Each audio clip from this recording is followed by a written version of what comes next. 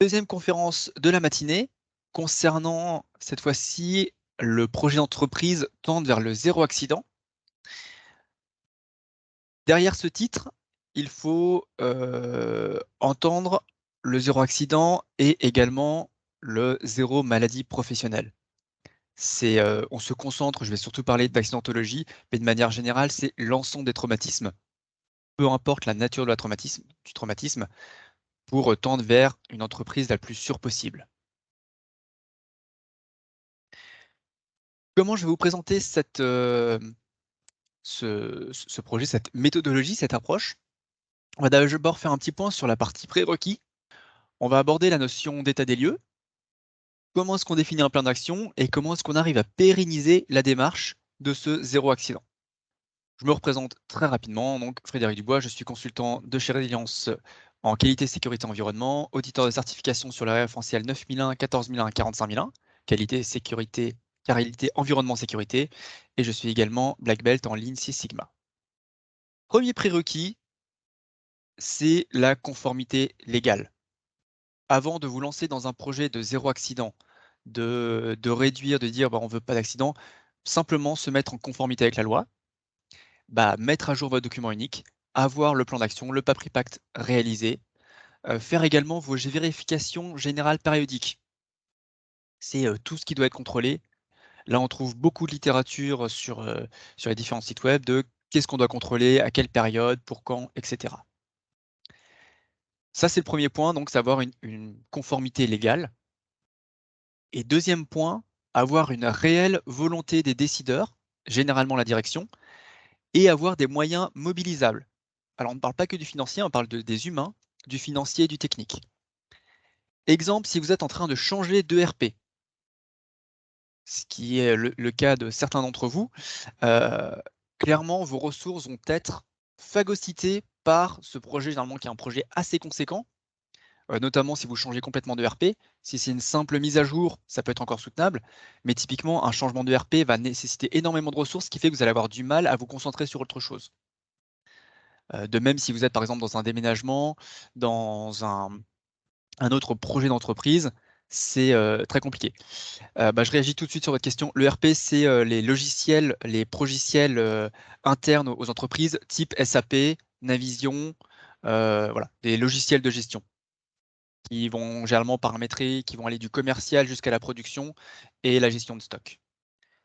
L'approche que je recommande, c'est une approche d'AMIC. Donc le d'AMIC, qui est l'acronyme de définir, mesurer, analyser, innover, mettre sous contrôle, est un élément qui est issu du Lean Six Sigma, qui est, alors, pour simplifier, excusez-moi pour les puristes, mais qui est dans le même état d'esprit que le PDCA, donc la roue d'amélioration continue de Deming.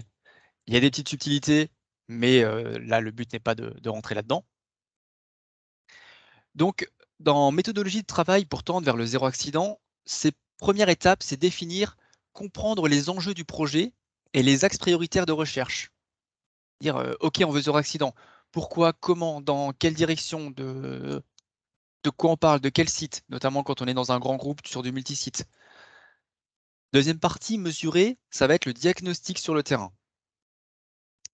Troisième partie, analyser, en fonction du diagnostic qui a été réalisé, analyser la documentation, les données récoltées, pour en tirer des conclusions.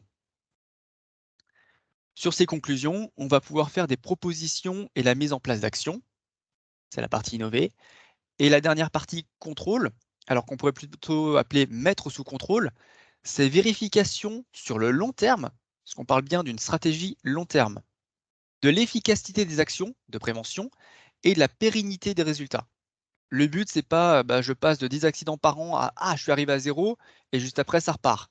Ça n'a pas d'intérêt. Le but est vraiment de tendre vers le zéro accident et maladie sur du long terme. Cette approche d'AMIC se fait dans une culture de conduite du changement. Je vais en parler un peu plus précisément juste après. La phase définir, donc comprendre les enjeux du projet et les axes prioritaires, un petit outil très simple que vous connaissez certainement tous, c'est le QQOQCP, qui demande qui est concerné par ce projet, qui va le piloter, quelle est la finalité, Où est-ce que ça va s'appeler? Physiquement ou les processus concernés? Quand mener ce projet? Sous, je confère à la remarque tout à l'heure sur la notion de disponibilité des ressources. Comment et avec quelle méthodologie? Grille d'analyse, en interne, via un cabinet externe? Pourquoi ce projet? Pourquoi maintenant? Et combien de ressources avons-nous besoin pour chaque étape qu'on vient d'écrire, les 5 étapes du projet? Et question, j'ai envie de dire, subsidiaire, mais néanmoins essentielle, est-ce que nous sommes prêts au changement? Voilà quelques exemples de réponses que l'on pourrait retrouver. Alors, qui le demande, concerné, qui pilote? De la direction, tout le monde est concerné et c'est, admettons, le responsable de production. Vous notez que j'ai pas mis le responsable QSE volontairement, vous comprendrez plus tard pourquoi. Quelle est la finalité? Tendre vers le zéro accident ou maladie professionnelle et ou les 2, durablement. Ou ça peut s'appliquer, exemple, tout le site, si on est sur un site de production qui est relativement centralisé, où on n'est pas sur du multisite. Si vous êtes sur du multisite, c'est important de définir quel va être le périmètre de votre démarche. Quand mener ce projet, on va dire, on va commencer au premier trimestre 2023 et on veut que ce soit terminé pour le deuxième trimestre 2023. On verra que la notion de temporalité définie est vraiment très importante dans la conduite de projet. Quelle méthode? Bah, on peut avoir l'ISO 45000 ou le MAS, qui sont deux référentiels de sécurité, peuvent être une grille de lecture. Une analyse externalisée sans grille de lecture spécifique. On verra d'autres éléments d'analyse comportementale, par exemple, qui peuvent être des grilles de lecture qui permettent de définir où est-ce qu'on est bon, où est-ce qu'on est moins bon. Pourquoi ce projet? Pourquoi maintenant?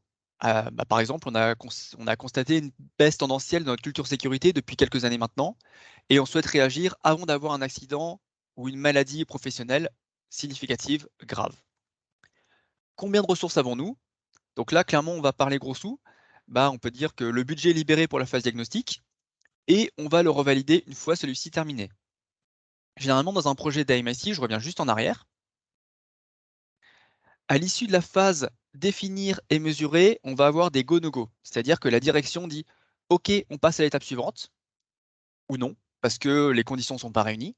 Mais une fois qu'on est rentré dans la phase 3, analyser, puis innover, puis contrôler, on ne s'arrête plus. Donc c'est très important de définir quand est-ce qu'on met un go-no-go, donc un départ ou une absence de départ, donc une validation de la direction, avant de continuer. Et qu'une fois qu'on est lancé, on ne s'arrête pas parce que finalement, c'était pas une bonne idée. Les questions, c'est très important de les définir au début, d'où l'importance d'avoir une phase définir et mesurer, très bien structurée et très poussée. Et la question subsidiaire, sommes-nous prêts au changement? Et ben là, il faut l'évaluer. Comment est-ce qu'on l'évalue? Il existe différents outils. Sachez que tout projet est un changement. Tout changement entraîne forcément une résistance, systématiquement. Plus ou moins forte, selon la personne, selon les personnes, selon les groupes, selon la culture du changement, selon la zone de confort des personnes, mais vous aurez forcément une résistance. Je renvoie vers les courbes du deuil qu'on peut voir, donc le choc, le déni, le marchandage, la tristesse, la résignation, l'acceptation et la reconstruction. Alors attention, tout le monde ne traverse pas toutes les étapes. Les étapes, même si là on a un ordre, relativement clair et classique, on ne va pas forcément les traverser dans le même ordre. Et puis il y en a qui vont d'abord faire du marchandage avant le déni et inversement. Mais globalement, ça vous donne comme un état d'esprit de ce que les groupes de personnes avec qui vous allez travailler, quel que soit votre projet, là on parle de sécurité, mais c'est valable pour n'importe quel projet de conduite du changement, vont potentiellement rencontrer. En préalable d'un projet, on peut se poser une petite dizaine de questions pour justement déterminer est-ce que la structure est apte à changer? Là, c'est par exemple, c'est un questionnaire qui a été, complété par une quinzaine, oui, 12 entre 12 et 13 les principaux pilotes de processus d'une structure. Donc à chaque fois chacun, on a posé les mêmes questions, de manière anonyme, hein. Et ils vont s'auto-évaluer en disant est-ce que la direction, par exemple, est porteuse, et visionnaire, etc. Ils mettent plutôt oui, complètement oui, donc plus, pas du tout, ou plutôt non. Donc on va compiler tout ça. Donc là, vous voyez, quand il y a les notes 3 à 4, ça veut dire qu'il y a 3 personnes qui ont répondu plutôt non, 4 personnes plutôt oui, et 5 personnes complètement oui. Ça nous permet de faire une moyenne ou une médiane. Alors mathématiquement, d'un point de vue statistique, on est plutôt censé raisonner en médiane, mais les moyennes, c'était quand même intéressantes. Et concrètement, quand on arrive sur des éléments, des notes trop faibles, là dans cet exemple, c'est sur la mise à jour des procédures, sur la prise de décision, et des notes qui sont quand même un peu moyennes sur l'ambiance, la satisfaction des salariés et la notion de reconnaissance, ça nous permet d'évaluer les points de vigilance. Concrètement, si on a trop de points de vigilance ou des points précis, ça va être clairement une gêne au changement. Donc avant de vous lancer dans un grand projet, de mettre plein d'argent, de faire venir plein de cabinets ou de libérer des ressources en interne, assurez-vous de lever ces différents points de vigilance. Donc de creuser, ok, on considère que la prise de décision n'est pas très rapide. Pourquoi? On essaie de comprendre et de voir comment est-ce qu'on peut lever ça. Donc là, c'est vraiment la notion de conduite du changement. Il existe énormément d'approches dans l'accompagnement du changement. L'état d'esprit est globalement le même. Là, j'en ai mis quelques exemples, hein, la dynamisation sociale, les 8 étapes de Kotter, la méthode de communication Montpin. C'est globalement, l'état d'esprit est toujours le même. On pouvait voir, hein, les 3 approches. On est sur un état des lieux, on détermine les axes de travail, on fait réagir le personnel, on décide d'orientation, on met en place une action, on vérifie, on essaye d'accrémenter, de solidifier et d'ancrer la culture sécurité, etc., etc. La culture du changement implique aussi forcément une grosse partie communication, qu'on peut voir notamment dans la méthode de communication Montpin, qui est extrêmement importante.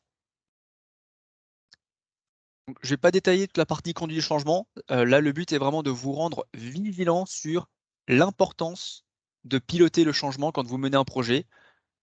Là, on parle de sécurité, mais c'est valable pour n'importe quel projet. Et de manière générale, ça c'est un élément que j'aime beaucoup, vous avez besoin d'un certain nombre de prérequis pour pouvoir conduire le changement.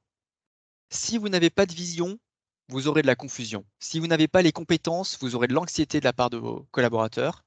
S'il n'y a pas d'implication des salariés, il y aura de la résistance, encore plus forte. Il y en aura forcément, mais elle sera encore plus forte. Si vous n'avez pas les ressources humaines, techniques, financières, vous aurez de la frustration. Et si vous avez tout, mais que vous n'avez pas de plan d'action, eh ben, vous ferez un faux départ. Donc, vous aurez fait un super projet et finalement, il n'y a rien qui se passe derrière. Donc, on a bien besoin d'une vision, de compétences, d'une implication du personnel, de ressources et d'un plan d'action avec un groupe projet, pilote, etc. pour conduire le changement. C'est vraiment l'ensemble des éléments qui sont nécessaires à la conduite du changement. Les autres conditions de réussite du changement, c'est clairement une direction porteuse qui impulse l'opération. Des informations transparentes. Quel est le but du projet et quelles sont les étapes de la démarche? Travailler sur les comportements plutôt que sur les attitudes. On va essayer de motiver, d'informer, de communiquer pour faire évoluer les comportements, sécurité notamment. Une notion de marketing interne. Les salariés sont les clients. Ils sont à convaincre, à respecter et à considérer. Vous n'y arriverez pas sans eux, très clairement. Et une certaine pression du temps, le changement doit être une priorité avec une deadline, c'est-à-dire temporellement définie. Et temporellement définie, c'est pas dans 3-4 ans. Les étapes doivent être, même si c'est un travail de très longue haleine, on doit être un projet avec des étapes intermédiaires, toutes les quelques semaines, tous les mois, et un projet compris entre 6 mois et 1 an, évidemment à pondérer en fonction de la taille de la structure, de l'accidentologie, de l'état des lieux initial. Si vous n'avez pas ces prérequis, tout comme la conformité réglementaire qu'on a pu voir tout à l'heure, clairement, votre projet va être très, très, très compliqué à mettre en œuvre. Donc pour tendre vers du zéro accident, vers du zéro maladie professionnelle, vous avez besoin de tous ces éléments-là et je dirais que le plus important est clairement une direction porteuse. Mais réellement, c'est-à-dire que elle va donner l'énergie, le début, elle va soutenir notamment dans les phases un peu de mou, elle va relancer quand, ça patine un petit peu, elle va libérer les ressources, elle va être en support des managers pour libérer le blocage. Donc la direction doit réellement être porteuse. Pas forcément à elle de mener le projet, mais clairement elle doit être en support. On en reparlera tout à l'heure, mais il est pertinent qu'au moins un membre de l'équipe projet soit formé à la conduite du changement. Ça aidera notamment pour tous les éléments que je viens de vous présenter de manière très succincte, hein, mais pour bien pouvoir identifier quels sont les points faibles, quels sont les points sur lesquels il faut travailler, là où on peut accélérer et là où on peut réduire la vitesse. On arrive maintenant sur la phase mesurée. Donc là, on a fait la partie projet, on a défini ce qu'on voulait faire, on a évalué notre capacité à changer. Maintenant, on va commencer à mesurer, est-ce qu'on est bon, est-ce qu'on n'est pas bon aujourd'hui? Donc le but est de faire retourner des données factuelles. C'est nature et répartition des ATMP, donc accidents du travail et maladies professionnelles, sur les dernières années. Donc taux de fréquence, taux de gravité, secteur accidentogène, partie du corps touchée, les causes racines si elles ont été identifiées, la population la plus touchée, etc. Essayer de déterminer quels sont les effectifs, combien est-ce qu'on a de personnes en HSE. Alors j'ai dit bien HSE, donc hygiène, sécurité, environnement, et pas QSE. Les qualiticiens, on va les sortir de l'analyse, on va vraiment se concentrer sur les ressources relatives à la santé, sécurité au travail. Combien est-ce qu'il y a de personnes en ressources humaines?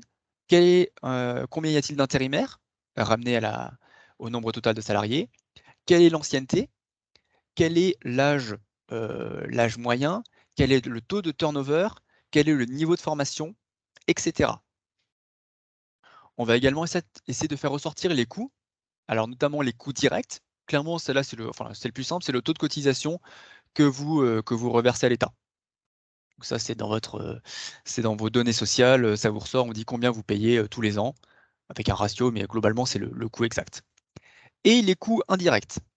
Alors, si vous avez les ressources et la patience de le faire, c'est les mesurer vous-même. Sinon, on peut partir sur une estimation de 3 à 5 fois le coût direct.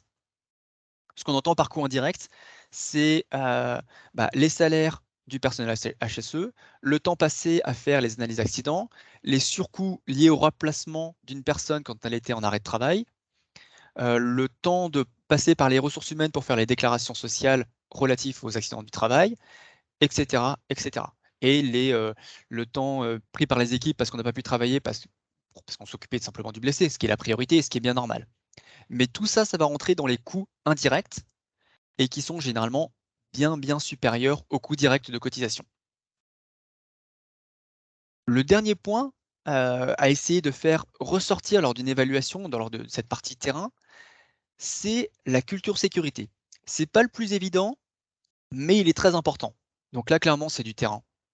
Il faut discuter avec les salariés, tous les niveaux hiérarchiques, toutes les anciennetés, du jeune intérimaire à l'ancien qui est là depuis 35 ans. Heu, Éventuellement, j'allais même dire idéalement en s'appuyant sur une grille de lecture, l'ISO 45001, le MAS ou audit comportemental. Donc ça, ce sont des éléments qui vont vous permettre de cadrer votre structure. C'est vraiment un élément cadrant, hein. Le but n'est pas de forcément partir sur la certification, on en reparlera tout à l'heure, mais vraiment d'avoir un élément structurant pour faire votre partie mesure. Et l'ensemble de ces éléments vous permettront d'avoir des données qu'il va falloir analyser, donc ça sera la partie analysée, mais qui surtout vous donneront des éléments factuels. Donc là, on arrive sur la partie analyse. Alors, je termine juste sur la partie mesurée, elle est vraiment très importante. Donc là, elle ne fait qu'une seule diapo et je ne vais pas dire que c'est l'étape la plus importante, mais c'est l'une des étapes fondamentales. Si votre phase mesure est faite vite fait, bon, je vais juste prendre, mon TFTG des 2 dernières années, et puis, je vais regarder 2-3 trucs et puis hop, on avance et on va sur les actions. Ça va poser un problème. Si vos données ne sont pas suffisamment étayées, vous allez manquer d'informations dans l'analyse et du coup, vous n'allez pas forcément traiter les réelles causes racines de votre accidentologie ou de vos maladies professionnelles. Donc prenez vraiment le temps de faire une mesure, de prendre les jours, les semaines nécessaires pour faire une mesure étoffée, une phase mesure étoffée. On va arriver maintenant sur la partie analyse. Donc rappel, première étape, on a défini le projet, quel était le périmètre, notre capacité à changer. Deuxième étape, on a fait la mesure, on est allé sur le terrain, on a vu où est-ce qu'on était bon, où est-ce qu'on n'était pas bon, on a fait ressortir un certain nombre d'éléments factuels, des taux de fréquence, les secteurs accidentogènes, etc. Et là maintenant, on va regarder ces données et voir ce que l'on peut en faire, ce que l'on peut en tirer. Très important, pour l'instant, on ne parle pas d'action encore. Je vais juste mettre un petit bémol. Si évidemment vous constatez lors de la phase mesure un danger grave et imminent, vous attendez pas la fin du projet pour vous mettre en sécurité. C'est du bon sens. Donc tout ce qui peut être fait immédiatement, ce qu'on va appeler des quick wins, donc des petites actions rapides à effet bénéfique immédiat, vous les mettez en place. S'il y a juste à déplacer une palette pour mettre en sécurité la zone, vous le faites. Si un extincteur qui est encombré, vous notez que l'extincteur est encombré, mais vous pouvez libérer la palette. Il n'y a pas besoin d'attendre la fin du projet pour dire « Ah bah c'est bien de libérer ». On s'intéressera plutôt dans cette partie mesure et analyse sur pourquoi les palettes se retrouvent devant les extincteurs. Mais ça, c'est un autre élément. Donc dans cette partie analyse, on va essayer de faire ressortir les éléments qui ressortent de manière systémique. Exemple, la majorité des accidents sont en production avec des outils électroportatifs. Y a-t-il des corrélations ou des causalités qui peuvent être mises en avant? Tous les blessés venaient de changer de poste et n'avaient pas eu de renouvellement de la formation au poste. On peut également se comparer ces données aux données nationales de votre secteur d'activité, votre code NAF. Exemple, en 2019, sur le site de Strasbourg, j'avais un taux de fréquence à 15 et un taux de gravité à 1,5. En 2019, le CTNA de la métallurgie était à 16,7 et à 1 en TG. Vous faites également le CTNA avec votre code NAF. Donc vous tapez CTN, votre code NAF, et vous pouvez retrouver les informations facilement. Et tous les CTN confondus en 2019 étaient à 20,5 et 1,4. Alors pourquoi est-ce que j'ai pris 2019? C'est avant Covid, parce que 2020, 2021, c'est un peu altéré. Et donc vous prendrez ensuite, ça permet d'avoir une année de référence dans le passé. Vous reprenez une deuxième année de référence, admettons que vous lancez le projet en 2023, 2023. On peut même prendre 2022, globalement, pour la majorité des entreprises, ça s'est stabilisé en termes de conditions de travail. Mais 2020 et 2021, c'est pas forcément pertinent de les prendre dans les données, parce qu'il y a eu des aléas assez significatifs. On peut quand même regarder pour voir s'il y a des dominantes, des choses qui en ressortent, mais clairement, c'était une phase très particulière. Donc, d'un point de vue analyse de données, c'est pas forcément pertinent. Et comparez-vous au meilleur, l'horizon atteignable, c'est un oxymore assumé, hein. Donc, on est bien, quels sont les meilleurs alors idéalement dans son domaine d'activité, et pour savoir comment ils travaillent et qu'est-ce qu'ils ont fait. Il n'y a pas besoin de réinventer l'eau chaude, hein. Vous prenez les bonnes pratiques, des choses qui ont été éprouvées par des petites ou des grandes structures, et vous le reprenez, adapté évidemment à vos spécificités. Attention, ne pas confondre corrélation et causalité. C'est pas parce que vous allez baisser l'âge de Miss America que vous allez forcément réduire le nombre de meurtres par objet chaud et vapeur. Même si effectivement il y a une corrélation de 87%. Autre corrélation amusante, il a été constaté que les pays où il y a le plus de prix Nobel sont également les pays où on consomme le plus de chocolat. On peut dire ah, super, j'ai mangé du chocolat, j'aurai le prix Nobel. Non, désolé, si c'était aussi simple que ça. C'est simplement qu'en fait, les deux sont des pays riches. Et donc, dans les pays riches, on a plus d'argent pour l'université, pour les études, pour la formation, donc plus de prix Nobel. Et vu que le niveau de vie est plus élevé, on peut se permettre de manger plus de chocolat. Donc non, c'est pas parce que vous mangez plus de chocolat que vous aurez des prix Nobel, mais par contre, c'est bien parce que le pays est riche. Donc faites très attention à cette notion de corrélation et de causalité. Comment est-ce qu'on arrive à déterminer si c'est une corrélation ou une causalité? En faisant de la recherche de cause racine. Il existe beaucoup d'outils, je vais en donner quelques-uns. Le 5 pourquoi, qui est le plus simple.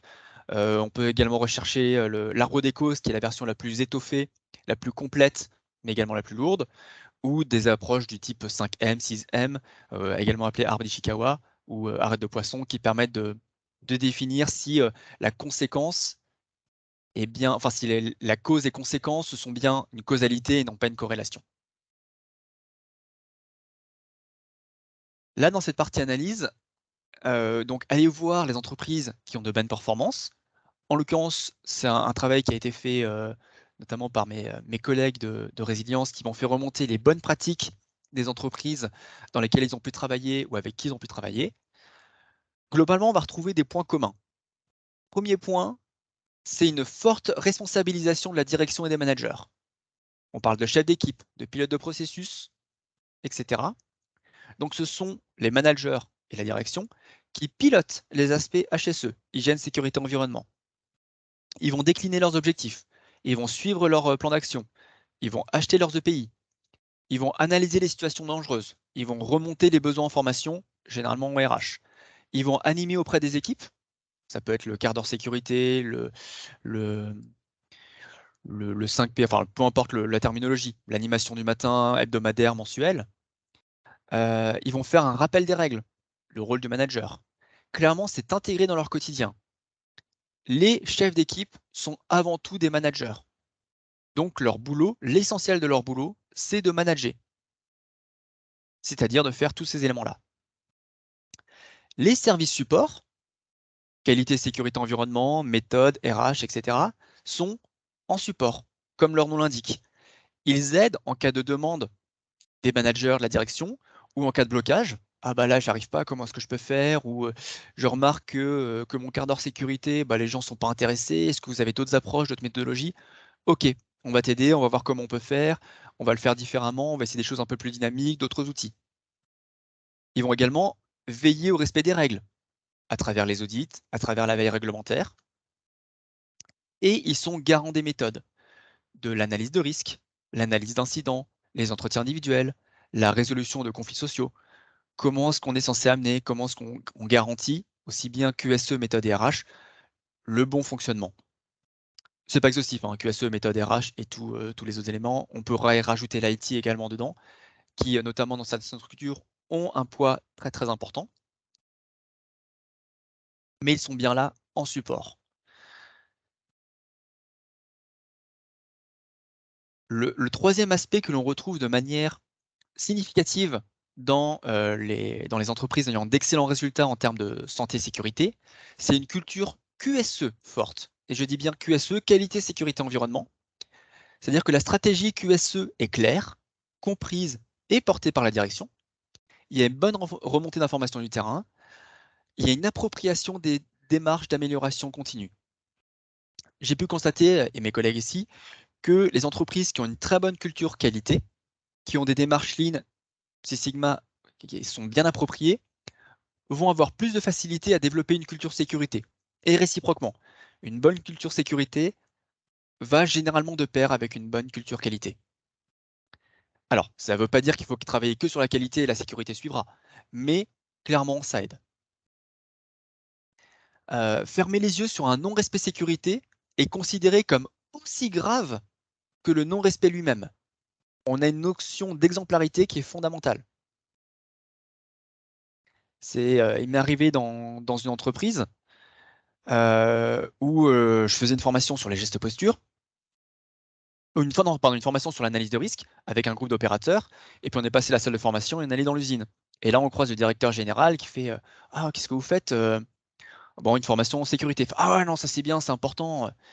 Je n'avais pas posé de question. Il me dit Par contre, moi, venez pas m'emmerder avec les chaussures de sécurité parce que c'est inconfortable, etc. Là, clairement, cette personne, ce directeur de site industriel, en 5 minutes, il m'avait plombé 7 heures de formation. Et les ouvriers m'ont regardé, on s'est dit, bah voilà, c'est comme ça. Voilà. Nous, on doit être exemplaires. Par contre, la direction, les managers, ils font ce qu'ils veulent, ils se baladent comme ils veulent, pas de pays, voilà. Très clairement, ça peut pas marcher. Ça ne peut pas marcher. Quatrième principe, le principe de subsidiarité. On essaye de régler le problème au niveau hiérarchique concerné, et si on n'y arrive pas, on remonte en N+1. Alors on le trouve beaucoup en qualité, c'est le QRQC, pour Quick Response Quality Control. En gros, j'ai un problème sur une ligne, bah, c'est l'opérateur, éventuellement avec son collègue, son chef d'équipe, qui vont essayer de le résoudre. Ça ne marche pas, on monte d'un cran, on appelle le chef de ligne, les services support, donc qualité, méthode, etc. OK, on n'arrive toujours pas à résoudre le problème. on passe au CODIR. Et on n'arrive toujours pas au CODIR, bah là, c'est une décision groupe, parce que potentiellement, c'est des investissements qui coûtent plusieurs centaines, voire millions d'euros, des changements fondamentaux de pratique. Mais l'idée, c'est que la personne qui connaît le mieux sa machine, c'est la personne qui bosse sur sa machine. Ce qui ne veut pas dire que les autres n'ont pas d'aide et d'éléments complémentaires.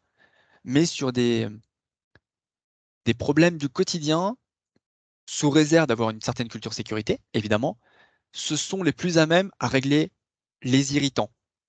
Sous réserve, évidemment, qu'ils aient les moyens. C'est-à-dire que dès qu'on doit déplacer une visseuse, une clé à molette, il faut demander 3 autorisations et attendre 5 semaines pour qu'éventuellement on fasse une réunion qui décide si c'est une bonne idée. Là, c'est mort. La personne va en faire une réclamation, puis après elle va dire: «Ouais, c'est bon, ouais. Je vais le faire, soit je le fais discrètement, soit je fais rien, mais je vais pas avancer». Donc, principe de subsidiarité, donc on le traite au niveau le plus pertinent, sous réserve d'avoir les rôles, responsabilités et l'autorité en adéquation. Et on arrive sur le dernier point, l'adéquation des moyens. Par moment, il y a pas de secret, hein, il faut avoir des effectifs HSE. Globalement, des entreprises, ayant de très bons résultats, on a l'HSE représente plus d'1 % de l'effectif total. Donc si vous êtes une entreprise de 200 personnes, vous avez au moins 2 personnes. Et ça, c'est pour la gestion courante. En plus de la responsabilisation des managers. On n'oublie pas ça. Et le recours à des ressources externes pour des projets spécifiques. Bah, vous allez, faire un chantier, c'est peut-être pas forcément l'animateur ou le responsable HSE qui va devoir faire la gestion du chantier, la gestion de la sécurité du chantier. Pourquoi? Parce que ce sont des compétences spécifiques. On est sur la gestion d'entreprise extérieure, de la maîtrise de chantier. Ben, on va s'appuyer sur du coordinateur SPS ou équivalent de l'animateur de chantier. Et le point donc dans l'adéquation des moyens, avoir une modernisation constante des outils de production, des conditions et de l'organisation du travail. L'organisation du travail, notamment avec le Covid, a beaucoup évolué et on ne peut pas gérer une équipe en présentiel comme on gère une équipe en télétravail, même si c'est que 1 ou 2 jours par semaine. On ne gère pas une personne qui a 50 ans, 30 ans d'expérience comme on gère un jeune qui sort de l'école. Il faut s'adapter. Ça demande des compétences. Ça demande de monter en compétences et de s'adapter, régulièrement. Et on ne manage pas une équipe aujourd'hui comme on la managera dans 5 ou 10 ans. Donc on a fini la phase analyse. Cette phase analyse, il en est ressorti des causes racines, des axes prioritaires, les éléments d'origine qui conduisent à l'accidentologie. Heu, les secteurs prioritaires, ah bah, clairement, c'est la production où on a remarqué et on a souvent constaté que c'est des personnes qui sont là depuis longtemps, mais qui n'ont pas été renouvelées en formation au poste. Donc là, ça permet de commencer à faire ressortir les axes de travail sur lesquels on va devoir travailler. Donc là, c'est la phase 4, innover. On se concentre sur les causes racines identifiées dans la phase analysée et on va retrouver, par exemple, de devoir travailler sur l'exemplarité de la direction, la responsabilisation de tous. Donc je rappelle, hein, responsabilisation va de pair avec les rôles, responsabilités, autorité et compétences du manager. Conformité réglementaire. On pensait être conforme et on s'est rendu compte en faisant l'analyse que finalement sur, notre parc machine, on a zappé quelque chose, ça arrive. C'est pas une bonne nouvelle, mais ça arrive, hein, de se rendre compte qu'il y a une réglementation qu'on a ratée. Bah, du coup, il faut se remettre d'équerre sur la conformité réglementaire sur notre parc machine. Les risques psychosociaux. On a parlé tout à l'heure des éléments qui sont en annexe du document unique. L'analyse des risques psychosociaux est également une annexe. Enfin, on peut l'intégrer dans le document unique, si c'est pas trop poussé, mais dès que les risques psychosociaux sont un enjeu significatif dans l'entreprise, il vaut mieux avoir une analyse ad hoc en annexe du document unique. Et simplement demander une fois aux gens, dire: «Est-ce que ça va bien? Oui, ça va. OK, c'est bon, il y a pas de RPS», ce n'est pas suffisant. Là, je vous renvoie très clairement sur la documentation INRS pour les risques psychosociaux, si ça vous intéresse.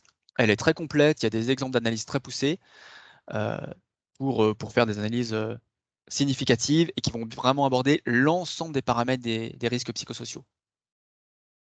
Le dernier point, ça peut être, par exemple, aussi la clarification des règles. On se rend compte qu'on a plein de règles et qu'elles sont pas respectées et qu'en fait, c'est pas parce que les gens veulent pas, c'est parce qu'ils ne les comprennent pas. Si on dit: «Bah, j'ai pas le droit de passer par là», mais pourquoi? C'est plus court, il y a pas de danger. Ah oui, non, c'est parce que en fait, on a un champ électromagnétique qui peut altérer, qui peut être dangereux pour telle ou telle raison. OK, d'accord, bah, on va clarifier les règles, voire les simplifier. C'est pour ça qu'on se retrouve dans des entreprises où, bah, à partir du moment où on rentre dans l'atelier, bah, c'est chaussures de sécurité obligatoires, casque obligatoire, parce qu'au moins, en fait, on n'a pas besoin partout, mais ça permet d'avoir une règle simple. Parce qu'en fait, si, c'est dans la zone A, on a le droit aux chaussures, dans la zone B, c'est le casque, dans la zone C, c'est les chaussures et le casque, mais sur le chemin, on peut, sauf si on est trop près d'eux. Là, les gens, ils vont rien comprendre, au bout d'un moment. Donc c'est plus simple si on a la même règle, même si du coup, ça fait un peu de sursécurité par moment, au moins, c'est plus simple à comprendre. Alors, pour cette partie innover, donc cette recherche de solutions, il est pertinent que ce soit piloté par un groupe de travail transversal et transhiérarchique. C'est-à-dire que vous ne mettez pas que des managers, vous ne mettez pas que les HSE, bah, vous mettez du RH, vous mettez de la prod, vous mettez des méthodes, vous mettez de la direction, vous mettez un opérateur, vous mettez quelqu'un qui a peu d'expérience, quelqu'un qui a beaucoup d'expérience. Alors, il faut se limiter quand même à 4-5 personnes, hein. Je sais que là, j'ai fait beaucoup de profils différents. Mais alors, faut pas que le groupe soit trop nombreux, faut pas qu'il soit trop léger non plus. Donc entre 3 et 5 personnes, ça peut être pertinent.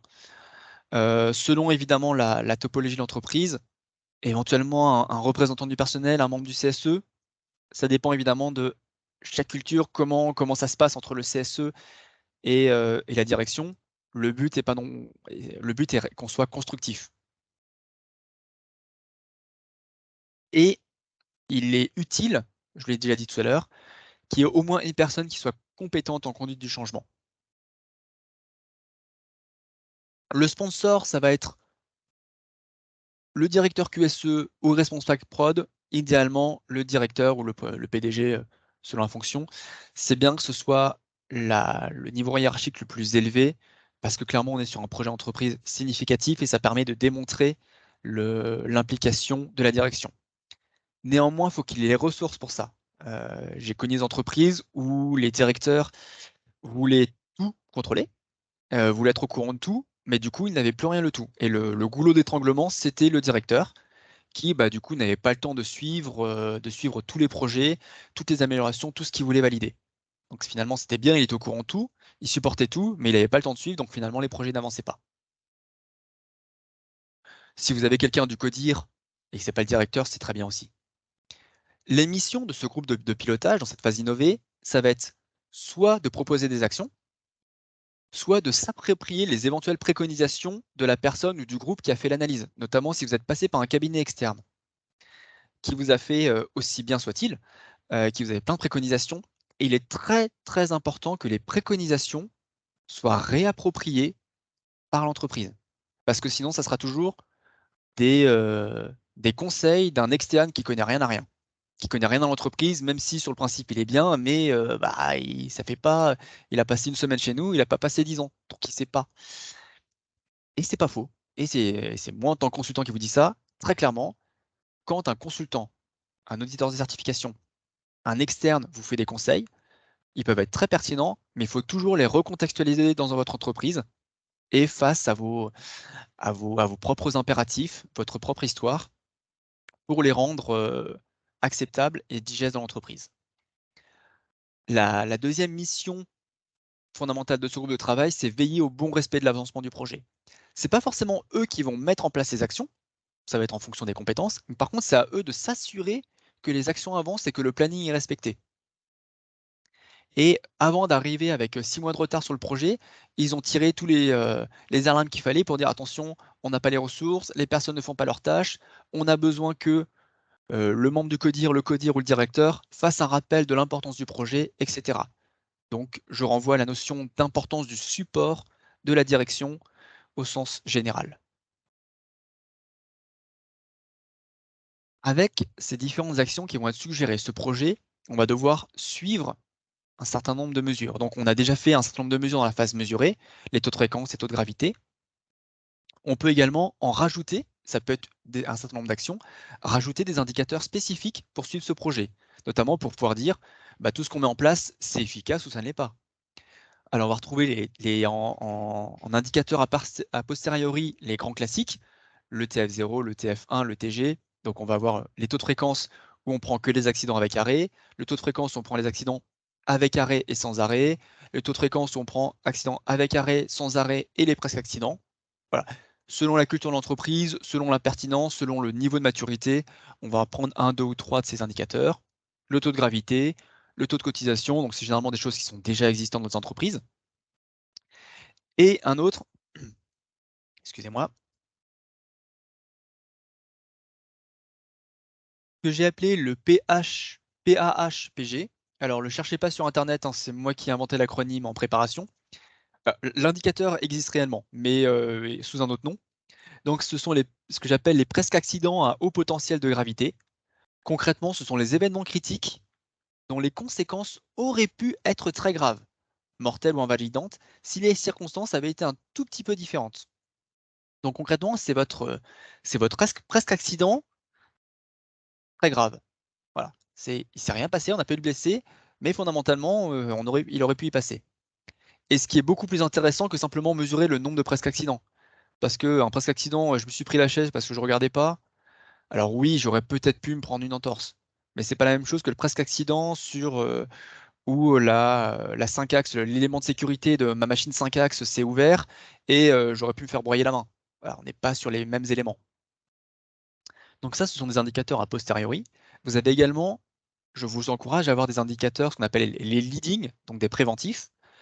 Donc c'est des indicateurs qui permettent d'avoir une approche de la culture sécurité avant d'avoir des accidents ou des événements indésirables.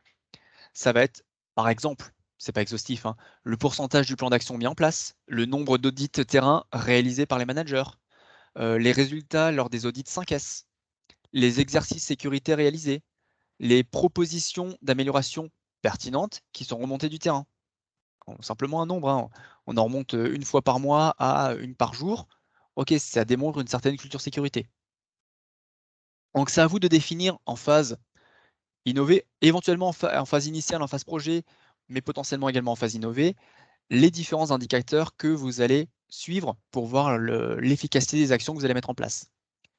Après quelques mois, éventuellement, on pourra simplifier le nombre d'indicateurs parce que vous allez pouvoir avoir quelque chose, vous avez déjà une bonne vision, vous serez dans une phase, la phase suivante, la phase de mettre sous contrôle. On n'aura plus besoin d'avoir autant d'indicateurs. Je rappelle qu'un indicateur, ça coûte cher, hein. Peu importe votre système, à un moment, il a fallu le développer, le mettre en place. Donc attention au coût-bénéfice de vos indicateurs. Mais une fois qu'on a mis en place, qu'on voit l'efficacité, on peut passer sur des choses beaucoup plus légères qui permettent juste de vérifier qu'il n'y a pas de déviance du système. Et là, on arrive sur la partie mettre sous contrôle.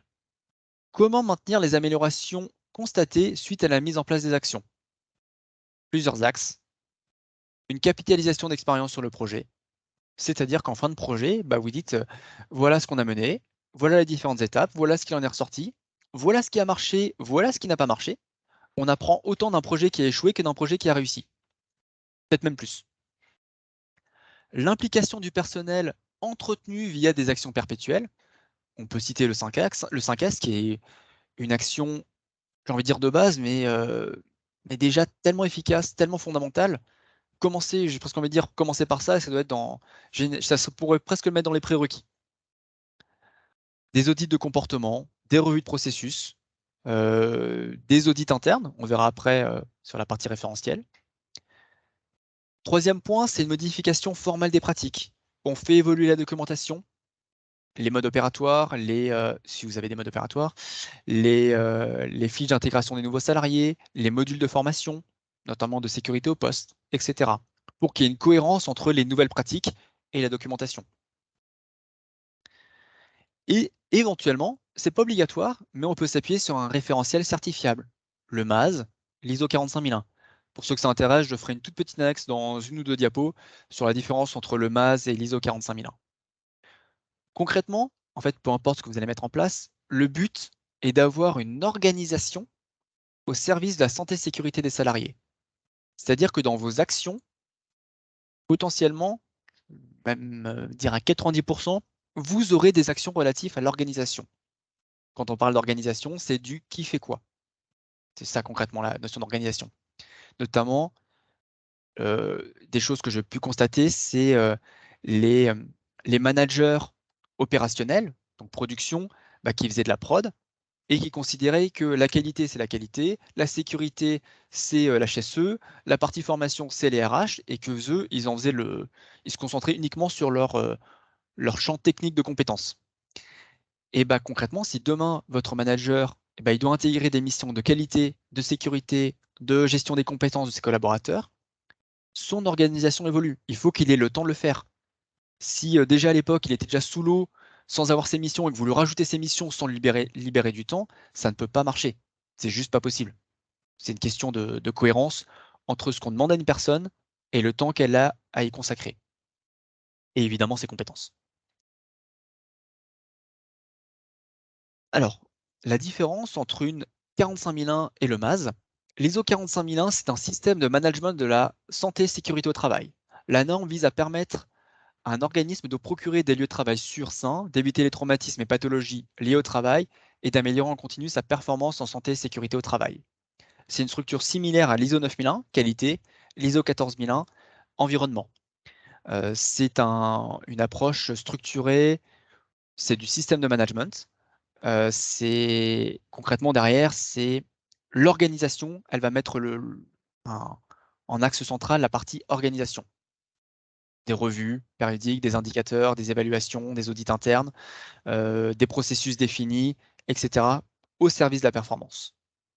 Le MAS, le manuel d'amélioration sécurité, santé, environnement des entreprises, est un référentiel privé issu de l'industrie de la chimie. Donc, c'est un référentiel d'amélioration de la sécurité santé au poste du travail et de l'environnement au travers d'un système de management adapté à l'entreprise. Il est très orienté sur la gestion des risques liés à la coactivité. À la base, ce référentiel a été créé pour gérer les entreprises extérieures. C'est la raison d'être initiale de ce référentiel, qui s'est un peu élargi avec le temps, mais ça reste un élément fondamental. Donc, si vous êtes une structure où il y a beaucoup d'entreprises extérieures, alors soit vous êtes une entreprise extérieure et vous allez chez vos clients, soit vous avez beaucoup de prestataires qui viennent chez vous, parce que vous êtes un gros site qui travaille beaucoup en collaboration, c'est un référentiel qui peut avoir beaucoup de sens. Il est structuré en 5 axes: la direction, compétences, l'organisation, la mesure de l'efficacité et l'amélioration. Il n'y a pas de grosse différence entre les deux, hein. L'état d'esprit reste relativement le même. Le MAS est un peu plus prescriptif que l'ISO 45001. Il y a moins de place à l'interprétation, puisque c'est une ligne, c'est vous devez avoir une politique, elle doit être signée, elle doit être faite ça, les modes opératoires doivent être définis, les gens doivent être formés dessus, etc. Des choses qu'on ne retrouvera pas dans l'ISO 45000, qui sera plutôt sur vous devez définir des audits internes, vous devez organiser votre processus, vous devez gérer les situations d'urgence, etc. Ce qui ne veut pas dire que l'ISO 45001 est plus simple, hein. C'est juste deux approches différentes, il y en a une qui est plus didactique que l'autre. On va également faire une petite parenthèse sur ce que c'est et ce que ce n'est pas la 45001 et le MAS. Ce n'est pas écrire tout ce qu'on fait. Par contre, quand on écrit quelque chose, on doit le faire. Bon sens, hein. J'ai mis en place une action, je le fais. Le but n'est pas de faire plaisir à l'auditeur, au consultant, au responsable sécurité. C'est de développer une culture sécurité dans l'entreprise portée par la direction et les managers. Les référentiels ne sont pas une fin en soi, c'est juste un outil. C'est juste un outil au service de la performance santé et sécurité au travail de l'entreprise. C'est pour ça que je l'ai pas mis en phase 1 ou dans la phase 4, je l'ai bien mis en phase mettre sous contrôle. Ça vous aide juste à avoir un cadre. C'est pas non plus la garantie d'être bon. Sinon, en fait, la conférence aurait été, si vous voulez être bon, faites-vous certifier et vous aurez des bons résultats. Ce n'est pas vrai. Ça vous aide par contre. C'est un cadre pour l'amélioration continue des résultats santé et sécurité au travail. Mais j'ai envie de dire, je vais être un peu radical, mais on peut être certifié et avoir une tonne d'accidents. Bon, le MAS notamment, à un moment, ils vont pas trop aimer, mais fondamentalement, l'un n'empêche pas l'autre. Et surtout, ça ne doit pas être une couche supplémentaire d'organisation et de documents. On est sur une partie intégrante et indissociable de l'organisation et du management. On ne doit pas avoir de procédure ISO ou ou de procédure MAS. On a une procédure de maîtrise de lancement de la machine 5 axes, une procédure sur le dépotage. Je ne vais pas l'appeler procédure ISO dépotage, non, c'est procédure dépotage, point. Donc, ce sont des outils qui sont très bien, je les recommande, mais c'est pas parce que vous êtes certifié que vous serez forcément bon. Donc on retrouve bien l'ensemble de l'esprit, définir, mesurer, analyser les mesures. En fonction de l'analyse, on a défini les causes racines, on en met en place des actions pour travailler sur ces causes racines. Donc on va être bien sur des actions de prévention, ce qui n'empêche pas évidemment de travailler sur les irritants. Ça peut être un élément intéressant, mais là je renvoie sur la conduite du changement. Et la cinquième étape, on met sous contrôle, c'est-à-dire qu'on s'assure que les résultats qu'on a pu gagner sont maintenus sous contrôle et qui sont pérennisés dans le temps. Et j'ai fini la partie présentation.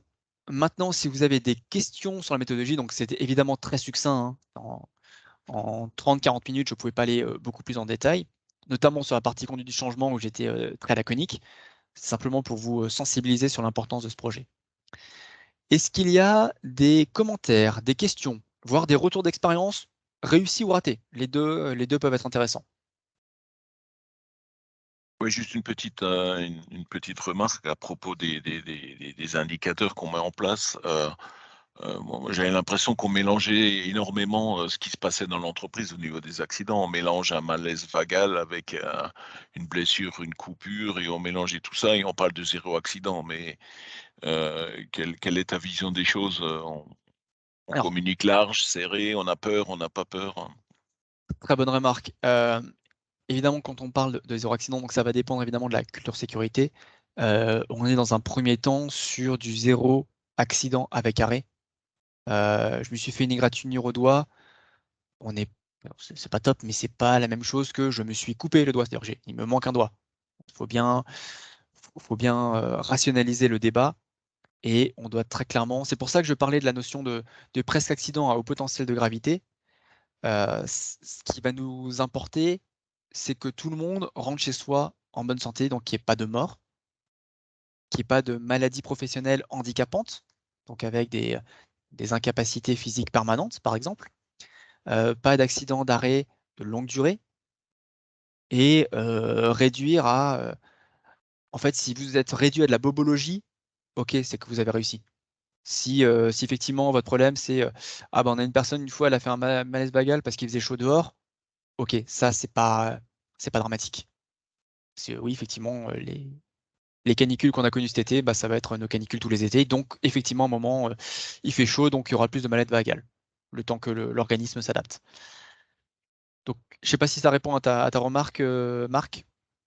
Oui, oui, très bien et en plus, en fonction de la dangerosité de l'activité, les curseurs vont se déplacer, quoi. Si Absolument, nous, on est dans un secteur pas très dangereux, on a tendance à surestimer la bobologie, quoi. oui. C'est pour Mais ça on que serait pas obligé, quoi.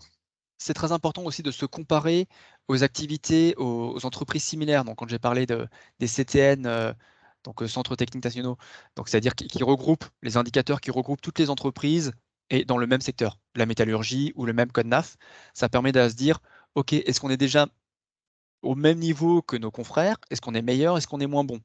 Ça permet déjà d'avoir une idée. Et dans la partie mesure, c'est bien de faire ressortir l'accidentologie. Donc, c'est pour ça que c'est intéressant de faire les taux de fréquence accident avec arrêt, le taux de fréquence accident avec arrêt et sans arrêt. Hein, c'est la pyramide de Bird, mais de bien réduire le haut de la pyramide. Donc, il y a les accidents mortels, les accidents avec arrêt, les maladies professionnelles, les incapacités physiques permanentes, etc.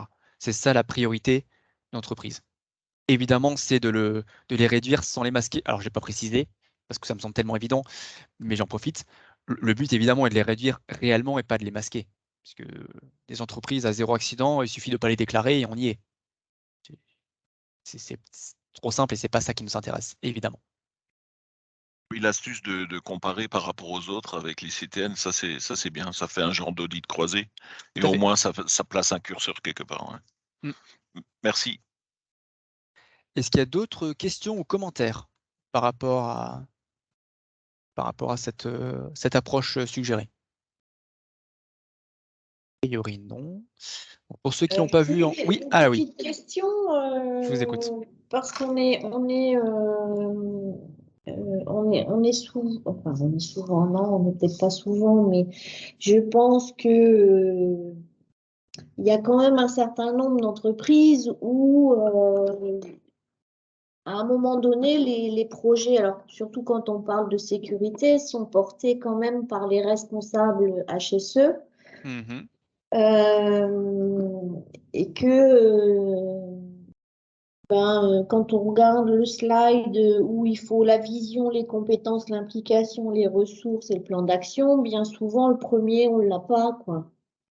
Donc c'est comment on fait quand on ne l'a pas. Parce que forcément, on part quelque part, je vais dire un peu à l'aveugle et on rame tout seul, quoi. Oui, alors je vois tout à fait de quoi vous parlez. Et bah là, c'est manager sa direction. C'est du management Voilà. de sa direction. Et il Et faut c'est leur quand faire même un comprendre. rôle qui est C'est compliqué. compliqué. Enfin, c'est Ah, mais complètement, compliqué c'est très compliqué. parce que, enfin, je veux dire, en France, on est plutôt sur une hiérarchie descendante, pas Oui, forcément. Enfin voilà, le management doit venir quand même du haut et pas. Enfin voilà. Donc c'est quels seraient les leviers d'action qu'on pourrait mettre en œuvre avant, parce que pour moi, déjà sur ce slide-là, en fait, s'il nous manque une case, je pense que l'action en amont, c'est de pouvoir éclairer cette case tout à fait.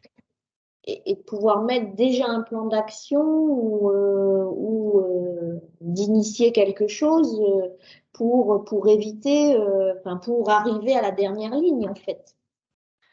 Alors là, il Si y j'ai a. bien compris la démarche, hein, parce que de toute façon, Oui, s'il manque une case, on part forcément sur soit de la confusion, de l'anxiété, de la résistance, de la tout à fait. frustration ou un faux départ. Donc, Tout à on fait. part un peu à l'échec. Oh, mais complètement. Si on va dire s'il en manque une, je vais être très radical, hein, c'est même pas la peine d'y aller. Voilà, Vous allez vous cramer inutilement. on est Ça d'accord. sera plus efficace de faire du travail de petits pas.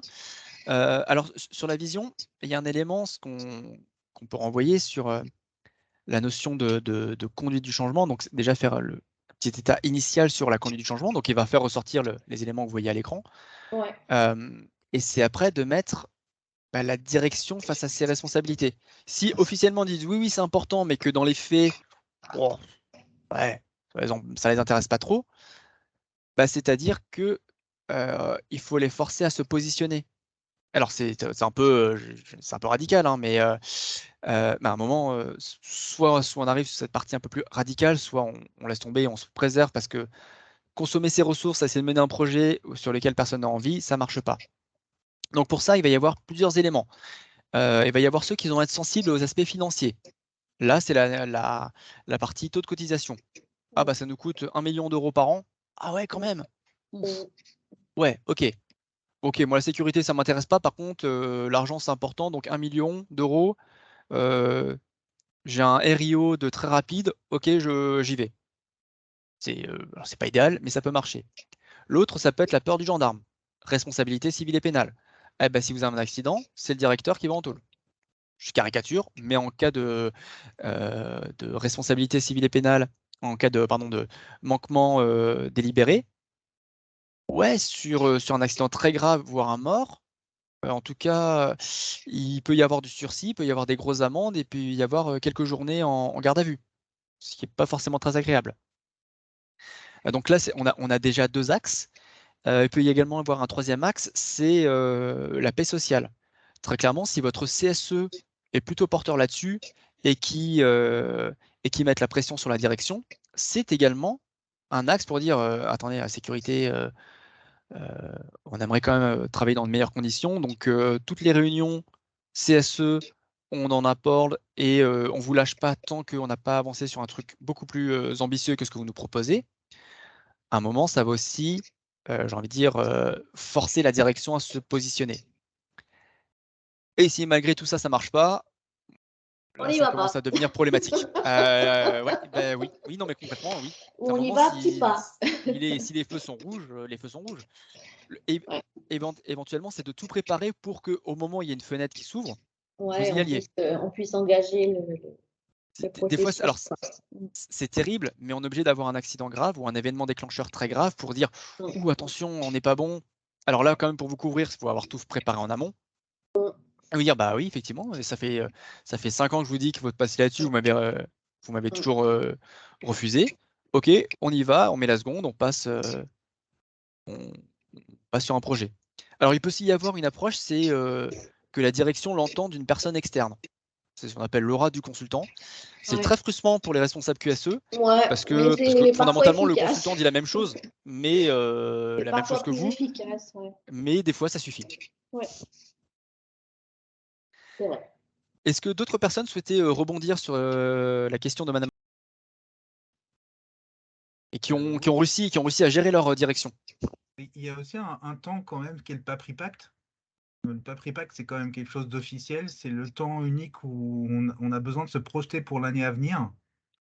Donc, en inscrivant les actions, parce que c'est quand même souvent la ressource sécurité qui est à l'origine du Papri Pacte, du contenu du Papri Pacte, s'il y a un problème d'implication de la direction, ça peut être un moyen au moins de voir jusqu'où vous pouvez l'emmener dans la proposition des actions que vous recommandez au Papri Pacte, sachant que derrière, il faudra que la direction les porte face au CSE.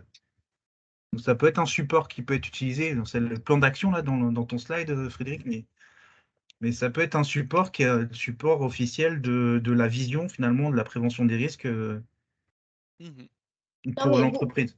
non, je suis d'accord avec toi, Raphaël, mais tu peux avoir une direction qui valide ton Papri Pack en début d'année et puis en plein milieu de l'année, pour des raisons X ou Y, reviennent sur ses engagements, quoi. Donc, c'est comment tu gères la situation, parce qu'à un moment donné, Et pourtant, tu as présenté au CSE, tu as présenté à l'ensemble de tes employés, et bah, tu te retrouves à un moment où tu es tout seul sur ton île, quoi, hein. Et tu perds de ta crédibilité, et voilà, quoi. Donc, c'est comment on gère ça, quoi. Et je pense que je ne suis pas la seule dans ce cas-là, hein. Alors, il y en a peut-être d'autres, il y a peut-être des directeurs dans l'auditoire, peu importe, mais à un moment donné, je pense que les responsables sécurité sont parfois seuls sur une île.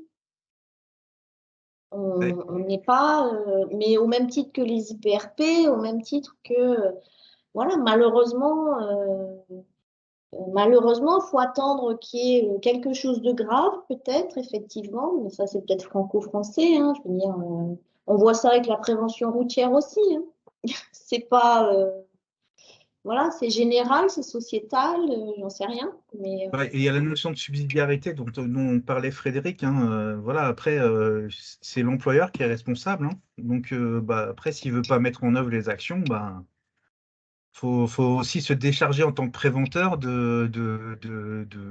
C'est vrai que parfois c'est frustrant, mais voilà, s'il y a des sujets qui avancent pas, il faut aller sur d'autres sujets et faire avancer les autres sujets. Et puis, toujours tout faire pour que rien ne se passe. bah ouais, je suis d'accord. Et c'est pas évident, hein, c'est clair, c'est pas évident à gérer. Il n'y a pas que la frustration, hein, je veux dire, mais c'est la peur qu'il y ait quelque chose qui arrive et que, ben voilà, quoi. Enfin, moi, à la limite, j'aimerais pas que j'ai un collaborateur qui se blesse fortement. Enfin, voilà. C'est plus la peur de ça, de la blessure, quoi. Après, je m'en fous, moi, c'est Après, il y a documentaire. le quotidien, hein, de travailler sur les Mais comportements. c'est la peur de l'accident grave, quoi, Ouais, je qui est quand comprends. même humainement qui est difficile à gérer, quoi. Là, il y a aussi un rôle quand même des membres des représentants du personnel qui est pas négligé. Alors, il y a peut-être aussi un travail à faire avec eux. C'est si la direction s'engage dans une direction 1er janvier et que finalement au 1er juin dit ouais, en fait non. Oui, sauf qu'il s'est engagé et c'est formel puisque c'est Oui, dans un c'est PV acté, de hein, c'est CSC. sûr, hein, c'est Et acté, oui. là, du coup, c'est aux membres du CSE de dire ouais, attendez, pourquoi vous avez dit oui au 1er janvier, là vous dites finalement non, c'est plus prioritaire, la sécurité n'est plus prioritaire. Et là, effectivement, c'est le rôle du Du CSE, quoi. CSE. Et je reviens, alors je reviens à la notion de conduite. Il y a un des outils qu'on appelle en conduite du changement, c'est l'analyse, une partie un peu de profilage des différents acteurs.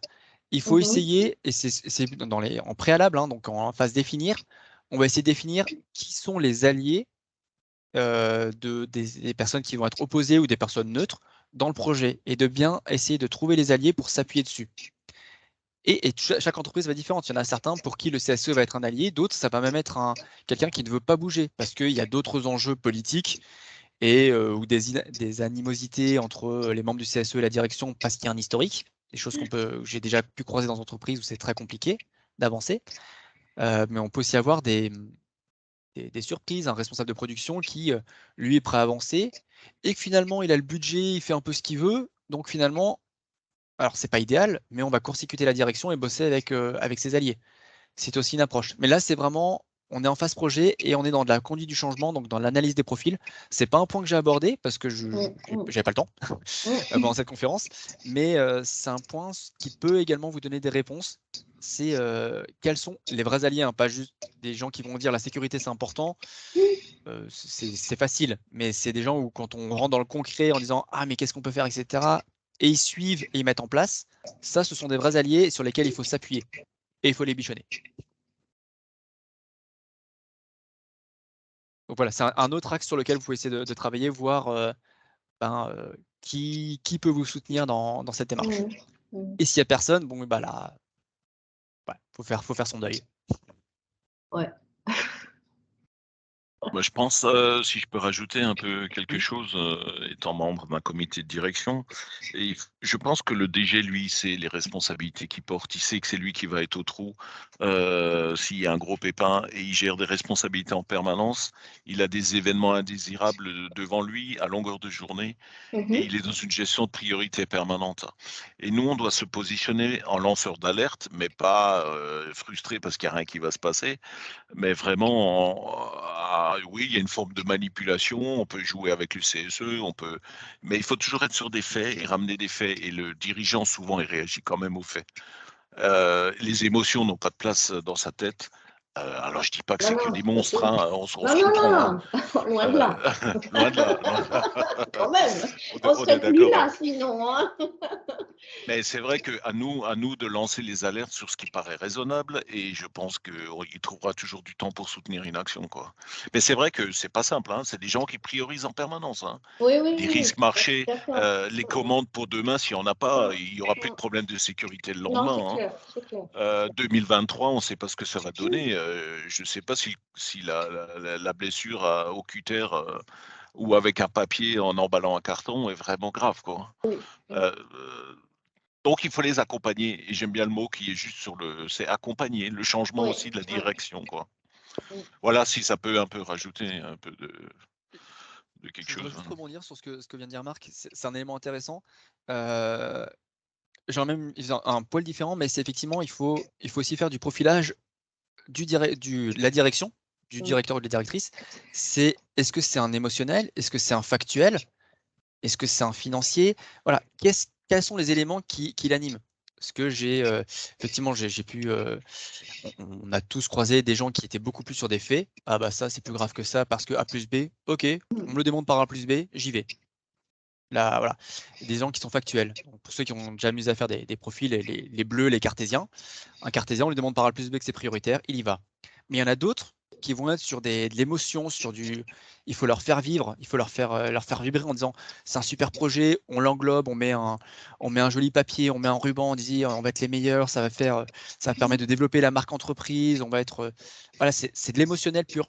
Et il y en a qui réagissent à l'émotionnel, qui vont se lancer sur des projets à l'émotionnel parce que pour eux l'emballage, je ne vais pas dire est plus important que le fond, mais au moins aussi important, si ce n'est plus que le fond.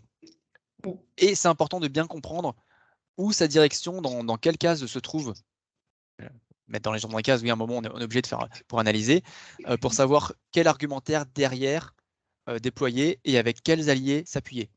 Parce qu'il n'y a rien de pire que quelqu'un qui est un factuel, qui essaye de convaincre quelqu'un qui est sur un émotionnel. Là, vous pouvez être sûr que ça ne va pas avancer. Alors que ça se trouve, ils sont d'accord. Mais ils parlent deux langages différents, donc ils n'arriveront pas à se comprendre. Et du coup, c'est à nous, enfin vous en l'occurrence, animateurs, responsables, HSE, QSE, de vous adapter. Si vous êtes factuel mais que l'autre est émotionnel, il faudra parler un langage émotionnel.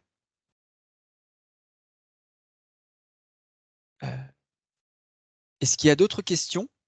Il y a une personne qui est partie. Au revoir, je ne sais pas s'il est déjà parti. Très bonne journée à vous. Moi, j'ai juste Oui. une question. Alors, c'est un peu moins sur la partie prévention, mais sur l'après. Si on a une enquête après un accident, est-ce que Résilience peut nous accompagner ou un service avec un avocat éventuel si il y a un souci après un accident de travail Alors, sur l'analyse de l'accident, on vous a déjà accompagné. Oui. Donc, ça, oui, on sait faire. Mais du coup, votre question porte plutôt sur la partie Merci. légale. Sur quelle partie, en fait, de l'après-accident? Après un accident de travail, on a eu une enquête avec déposition chez un gendarme, etc. Et du coup, on ne connaît pas encore l'issue. Mais voilà, si jamais ça devait aller plus loin, est-ce que on pourrait avoir un service d'avocat qui pourrait nous aider juridiquement si jamais ça devait aller plus loin, quoi? Alors, Résilience, on n'est pas cabinet de juriste. Je me tourne plutôt vers Raphaël, qui sera peut-être plus à même de répondre là-dessus, ou d'être en C'est support. pareil, c'est un avocat. Moi, je suis pas avocat non plus, je suis préventeur avant tout. Donc, pareil, faut aller contacter un avocat, tout simplement, qui Après, est spécialisé en droit du travail et Un qui pourra cabinet vous d'avocats, accompagner. hein.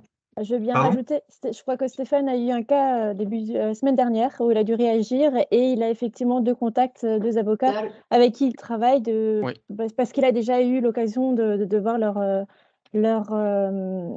retour. Donc, il a effectivement, il peut vous pister, mais c'est pas Résilience qui va le faire. Il va Ok. vous orienter Bon. vers des personnes avec qui on travaille. D'accord, ok. Merci, Fabienne.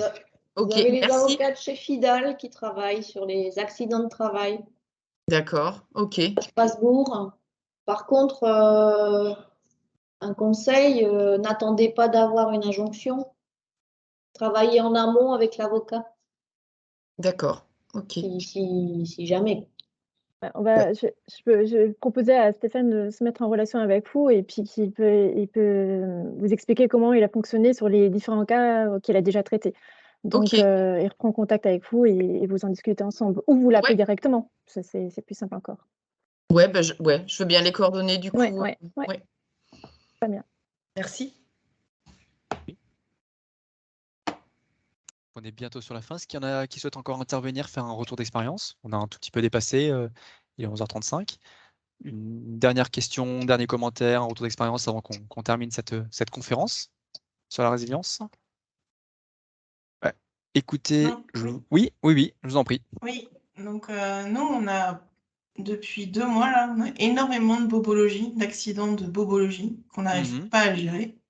On a une politique prévention qui est mise en place puisqu'on est MASE, on a un suivi qui est très régulier, qui est mensuel, on a des réunions prévention, on parle énormément de choses et où pour le coup, nos compagnons et nos ouvriers sont très impliqués. Mais on a ce problème de bobologie qui est toujours là. Là, on a eu 6 accidents une semaine, dont dans les différentes filiales, certes, mais c'est vraiment un sujet qu'au quotidien, on n'arrive pas à gérer.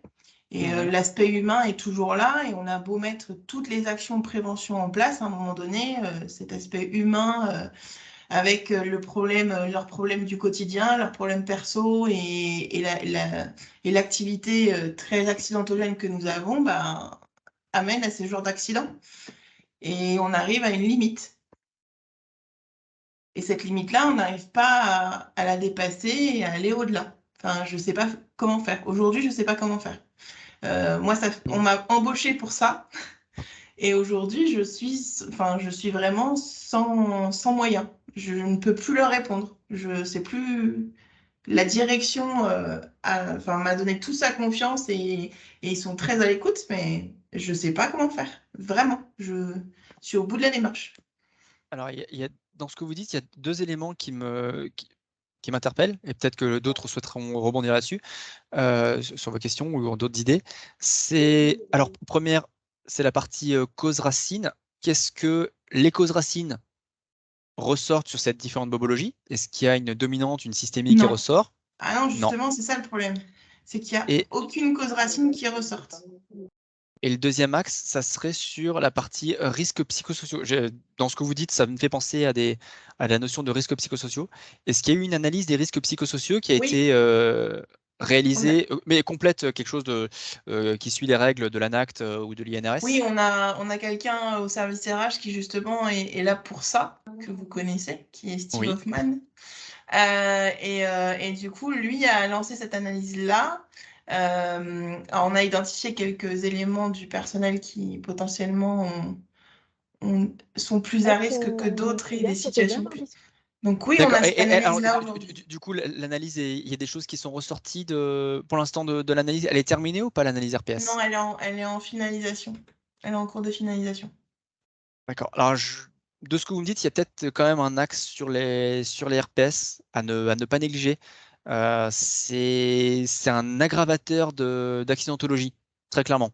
Quand les risques psychosociaux, c'est très compliqué à gérer, c'est indiscutable, hein. Mais clairement, si vous prenez à deux entreprises iso-risques, vraiment les mêmes risques, les mêmes process, il y en a une où il va y avoir des risques psychosociaux qui sont significatifs, aura une accidentologie nettement plus importante que l'autre entreprise, même si les risques sont les mêmes.